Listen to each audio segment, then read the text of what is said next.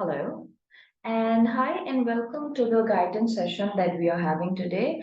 Hopefully, all of you are doing good. So, as you all know, that you would have to sit for a final interview in order to get your CAS. So, this is just a small guidance session that we are having in order to help you for your final interview, right? And as you can see, this is for Coventry University that we are having today.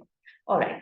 So, the first things which we need to check that the interviewers are checking is first of all the genuineness of the student, the English comprehension skills of the students, and also the amount of research that has been done.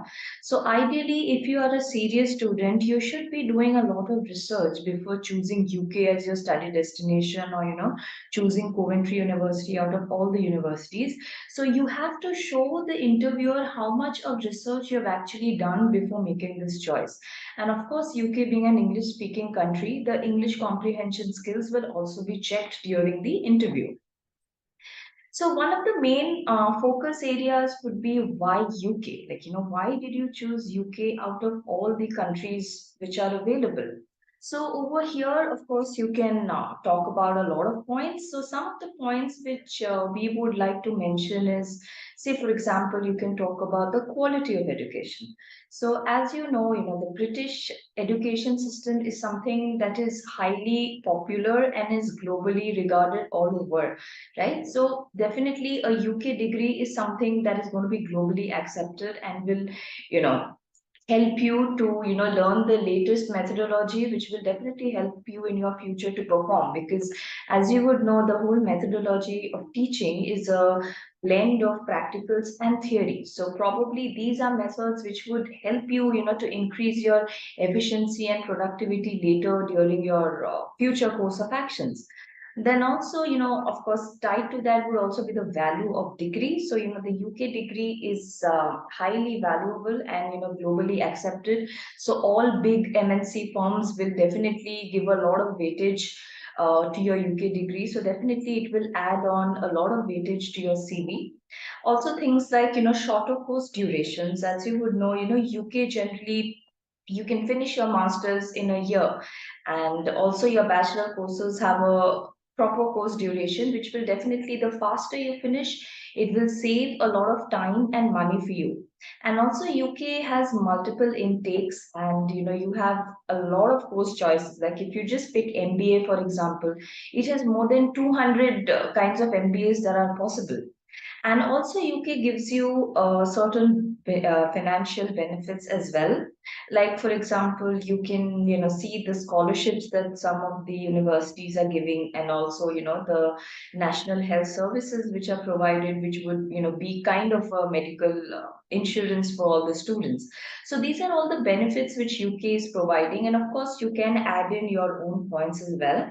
And over here, we would definitely suggest you to, compare UK with other countries. Like, for example, first you can compare UK with your own home country. Like, if you're comparing with India, you can say that, in India, the whole methodology of teaching is very, very theoretical, whereas in UK, it's a blend of practical and theory.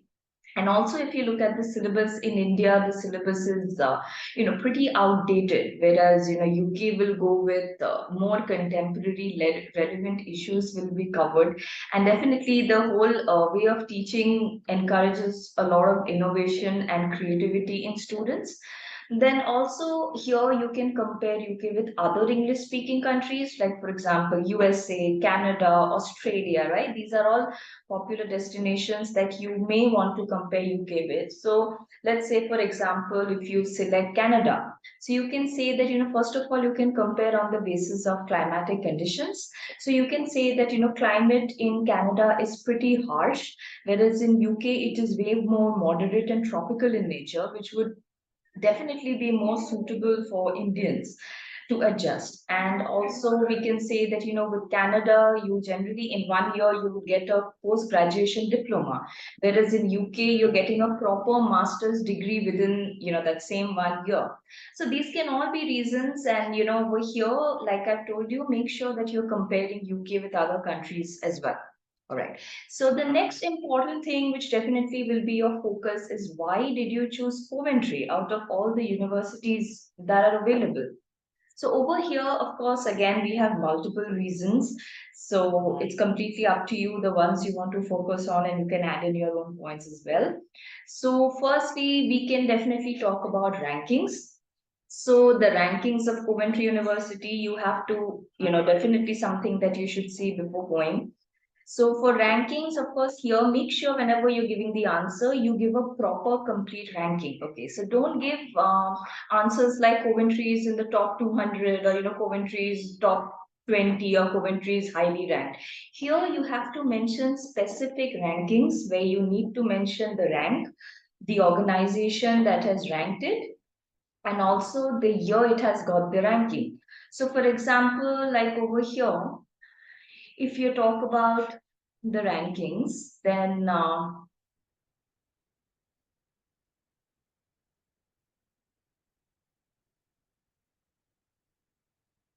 for example, here you can see, there's the Times Higher Education ranking, which we have chosen. So here you may say that, Coventry has been ranked between 801 to 1000 in 2023. So now this is a complete ranking where you actually mentioned the rank, the year it has been ranked, and also the organization that has ranked. Similarly, if you, for example, talk about the QS World Ranking, so you can say that, as per QS World Ranking, Coventry ranks between 651 to 700 in 2023. And also here you may additionally say that, it has also got 5 QS stars. So here, like this, you have to learn at least 3 to 4 rankings too, which I showed you, like the Times Higher Education ranking and the QS World Ranking.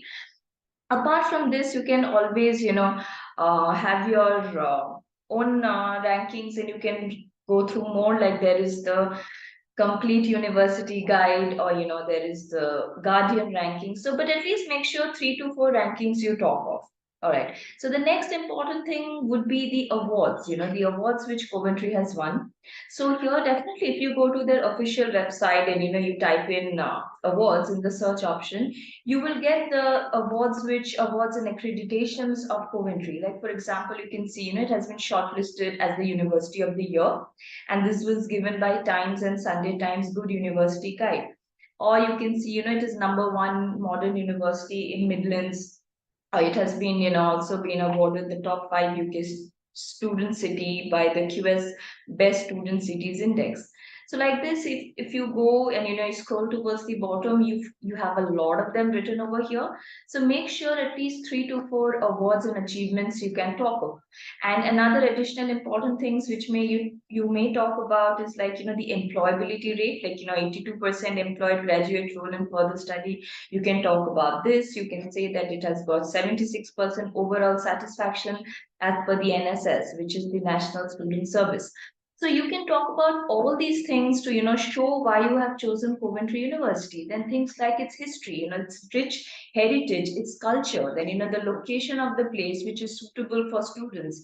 The employability rate and student satisfaction rate, like I showed you already. Then the facilities. So over here, you talk of facilities like everything that is being provided to you. Like for example, the library is there, the gym is there, the cafes are there. But make sure whenever you're giving the answers, your answers are specific and they are not generic in nature. So if you just say things like Coventry has a library, which is true, but it may not be enough, because if you think all universities have a library, so that cannot be a reason why you will choose Coventry. So if you're talking about the facility like library, you need to talk about the library. Like for example, what is the name of the library, the kind of services you get there, like 24/7 facility, or things like extra things which you're getting there, like the number of books, number of laptops, the e-book services. So make sure you talk about the facility. Then the alumni, like people who have passed out of Coventry. So if there are people who are famous and who have studied from Coventry, definitely you can talk about them as well. Then also the faculty, the teachers who will be teaching you. You will have a lot of teachers over there who are highly educated and who have a lot of industrial practice and industrial experience, and they're pretty famous people. So you can talk about your teachers as well. And these will all be reasons. Also, additionally, you may want to talk about the modules which are being offered. These can all be reasons why you would choose Coventry University. Now, after doing research about Coventry University, the next important thing is you should compare Coventry with similar UK universities as well. So, whenever you're making choices, you should look at all alternatives, and only after doing a thorough survey, you should actually come to a conclusion. So, similarly, for Coventry, before coming to the decision that you want to go with Coventry, you should have compared it with similar UK universities. And over here, when you're making comparisons, make sure you choose universities which are around the same position in this league table, or which are a little lower than Coventry. Obviously, don't choose universities like Oxford, Cambridge, because these are all heritage universities and you cannot compare Coventry with these. So make sure you're comparing with similar UK universities. So over here, when you're comparing, the parameters which you may use, one can be definitely your rankings. So for example, see, if you choose one ranking like Times Higher Education ranking, you can see that Coventry ranks between 801 to 1000, and then choose another university which ranks lower in the same THE, and then you can say that as per the THE ranking, I chose Coventry. But make sure whichever ranking you are choosing, that has to be the common ranking between Coventry and the other university that you're comparing with, right? And also, here you can definitely talk about the awards and achievements. So let's say, for example, if you're comparing Coventry with any university which has got a silver in teaching excellence framework, then you can say that as comparing the teaching excellence framework, we all know that Coventry has a gold, whereas XYZ, whatever university you choose, has got a silver. Hence I prefer Coventry. So like this, you must have solid points to show that why you chose Coventry over the other universities. So similarly, definitely modules are another important area why you would choose Coventry. So if you actually go through, similar universities who are giving you, the same course or similar course, you will always find there are certain modules which are present in Coventry and not in those other universities. So here you have to talk about those specific modules which Coventry is giving you, which the other universities are not. So you can always say that these are modules which you're interested in, and definitely that is being offered by only Coventry, hence you chose Coventry. So that can also be a reason. And of course, lastly, you may always compare it on the basis of your tuition fee or your living expenses, but make sure this should also always be a last point. This shouldn't be the main points. The main points should be rankings, awards, modules. This can be the last supporting point, which can be your living expenses and your course fee as well. After this, the next important thing would be the course, the course that you are going for. So definitely you should know the reasons for you to choose this course.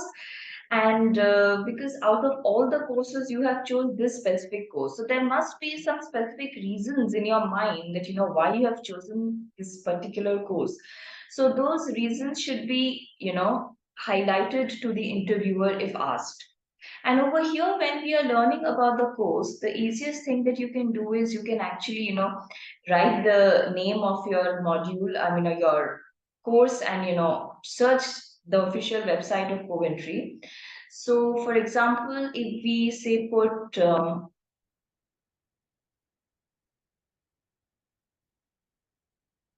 the course of engineering management MSc, over here you have all the information, like it will give you a course overview, like what all you are supposed to be learning in this. Also after this you will find that how you will benefit from this course, which is written in a lot of detail. Then the kind of different recognitions and accreditations which your course has, like for example this one has a CMI accreditation. So definitely you can talk about these reasons for choosing the course. Then next will come your modules. So definitely they are also very important, that you should know the modules, and you should be able to explain the modules if when asked that what you're going to learn in those modules. So go through this portion. Also after this you will also have the assessment pattern, like how your course is going to be assessed. Then also your course fee and your course duration, everything is mentioned. And then you will find this portion called facilities. Okay, so these are facilities which are specially suited for your course. Like for example, here we have chosen engineering management MSc, right? So these are the facilities which will help especially for this course, like the library, the Jaguar Center, the hub. So when you're mentioning facilities, it's always ideal that you talk about facilities which are actually suiting your course rather than mentioning an absurd facility. You mention a facility which is going with your course, right? Apart from this, academic progression is something that you may have to justify. So, for example, whenever you have finished your last academic qualification, and if it is not the previous year, then you have to justify that gap, that what you were doing all this while. So you will have to justify with relevant work experience. Then also your next thing, your course has to be relevant with your future plans. So for this, you should be very sure that you know what you want to do in the future, like the kind of job roles that you're looking at, the kind of designation you're looking at, the companies you want to work in, and the type of salary that you're expecting. So these are things that you should be aware. And here, of course, the future plans have to be relevant to the course that you're going for, right? Next important thing is your financials. Now, your financials are very, very important. And of course, you have to show sufficient funds. And remember, whenever you're showing funds, the funds must be enough to cover your living expenses and your tuition fee for 1 year. So, for example, let's say if your tuition fee is £15,300 and you're going to the Coventry campus where your living expenses coming to 9207, then 25 and 9 gives you 4. So at least 24 lakhs of Indian currency you have to show. The more the better, of course, but at least 24 lakhs you have to show. And for showing funds, definitely it can either be via a savings account or a fixed deposit or an education loan. Now, when it comes to your sponsors, as you would know, in case of Coventry, either you can be self-funding, or it can be your parents, or it can be a spouse who can sponsor you and nobody else. Okay, so do not mention things like your siblings, your grandparents, your uncle are sponsoring. They are not supposed to be sponsoring. Okay, so only your parents or your spouse can sponsor you apart from your own self. All right. And obviously, whoever is sponsoring you, you should know the details of that sponsorer. Like, what is that person's occupation? What is that person's annual income? What is the kind of different kinds of income that person has? How many people are dependent on the sponsorer? You should be aware of such things. Similarly, for fixed deposit and savings account, you should be knowing the bank details, like which bank you have the money, what is the amount of money, for how long the funds have been lying there, and it should definitely be more than 28 days, right? The fund should be there for more than 28 days. So all these details should be um, known by you in case asked. Also, another thing is you may take an education loan, but as you can see, the loan can only be an education loan. No other purpose loan can be taken. So, in case if you're taking an education loan, then you must be aware that you know which bank you're taking from, what is the amount of loan that you're taking, and what is the interest rate that you're required to pay. And in India, as you would know, if you're taking a loan of more than 8 or 8.5 lakhs, you will have to give a collateral. So, collateral is basically like the security which you mortgage with the bank. So, which may be your land, your property, or any asset that you're giving. So, in this case, you must be aware that you know what is the collateral that you're giving the bank and what is the value of that collateral. So that so by the value, obviously, I mean the market price of that collateral. So, if you're, for example, giving your house, so you should be knowing what is the market value of your house that you're giving against the loan. All right. Other important things which you should find out and you should remember is first of all, what's your tuition fee? You should definitely know what is your tuition fee and your living expenses. And for this, definitely go through your offer letter. Your offer letter will have everything in detail. And for living expenses, as you know, one would be the inner London figure and one would be the outer London figure. So if you're going for the Coventry campus, it would be the outer London figure. So then your living expenses will be 1023 pounds per month, which will come to 9207 total. And for your inner London figures, which will be your London campus, your per month would be 1334 pounds, where the total will come to 12,006. Because remember, we always calculate for 9 months and not for 12 months, since 3 months are supposed to be holidays. Apart from knowing these, you should know your campus location, where your campus is located, the address of your campus, things that are nearby your campus, your airport, for instance, which is the nearest airport and how much time it would take for you to reach the campus from the airport. You must, know such things. Then another thing is your accommodation, where you will be staying.